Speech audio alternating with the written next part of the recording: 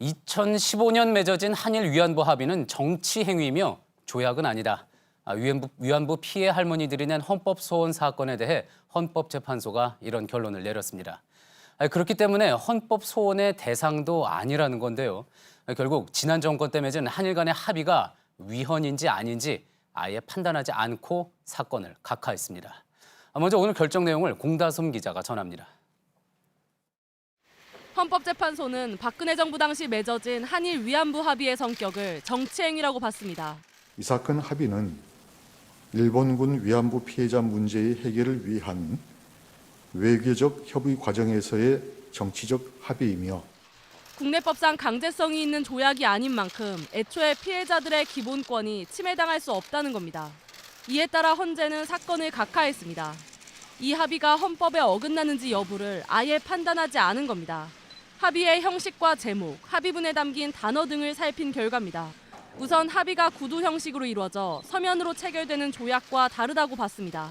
국회의 동의를 받는 등 조약을 체결하기 위해 헌법이 규정한 절차도 따르지 않았습니다. 헌재는 또 한국과 일본 정부가 합의를 기자회견과 기자 발표라고 다르게 부르는 것도 주목했습니다. 당시 합의에 대해 양국이 서로 다르게 봤다는 겁니다. 합의문을 읽는 기자회견에서 주로 사용된 조치를 강구한다, 협력한다는 말 역시 추상적이고 선언적이라고 지적했습니다. 합의의 내용 자체가 불분명하기 때문에 이를 토대로 최종적 불가역적으로 해결됐다는 양국의 의도도 명확하지 않다고 덧붙였습니다. JTBC 공다솜입니다. 헌법 소원을 낸 위안부 피해 할머니들은 아쉬움이 남을 수밖에 없습니다. 변호인단은 이번 결정을 이해는 하지만 일방적인 한일 합의로 괴로워하고 있는 위안부 할머니들을 위해 헌법재판소가 좀 더 역할을 해주지 못해 아쉽다고 밝혔습니다. 송우영 기자입니다.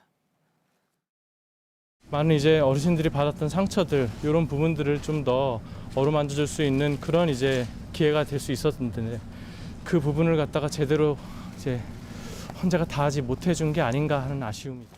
위안부 피해자들을 대리하는 변호인단은 피해자들에게 아쉬운 판결이라고 밝혔습니다. 헌재의 이번 결정을 이해는 하지만 피해자의 입장을 가장 우선시하지 못한 건 아쉽다는 겁니다.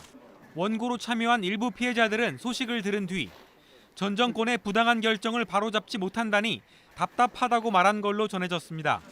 하지만 대리인단은 위안부 합의가 법적 실체가 없다고 확인된 만큼 정부에 더 강한 요구를 하겠다는 입장입니다.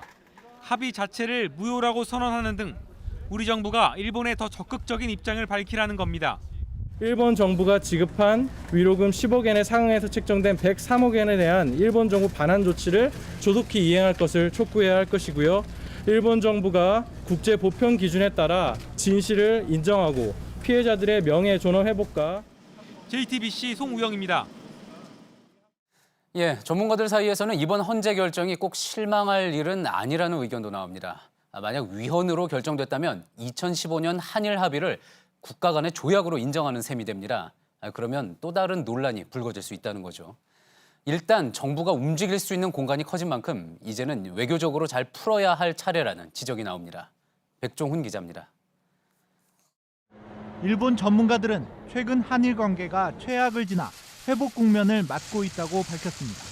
이런 시점에 헌법재판소가 2015년 한일 위안부 합의에 대해 각하 결정을 한 것이 나쁜 측면만 있는 것은 아니라고 전문가들은 말합니다.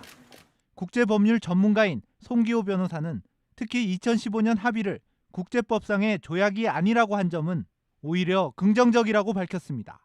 만약 헌재가 2015 합의를 조약이라고 봤다면 우리 정부가 그 합의에 구속될 수 있다는 것입니다. 양기호 성공회대 교수도 헌법소원 문제가 결론이 난 만큼 외교적 노력이 더 활발해질 수 있을 것이라고 전망했습니다. 이번 헌법소원을 진행한 민주사회를 위한 변호사 모임도 각하 결정이 정부 간 재협상의 단초가 될 수 있다고 밝혔습니다.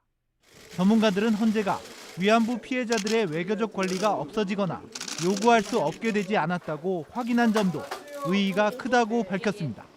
JTBC 백종훈입니다.